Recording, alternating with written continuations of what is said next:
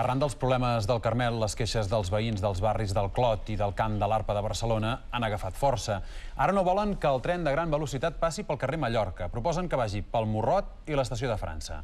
Aquesta és la reclamació de l'Associació de Veïns després de l'assemblea que va omplir l'escola professional al Clot ahir al vespre. Si es manté el traçat pel carrer Mallorca fins a l'estació de la Sagrera, reclamen que el túnel es faci a 30 metres de fondària perquè no afecti els fonaments i s'evitin vibracions als habitatges.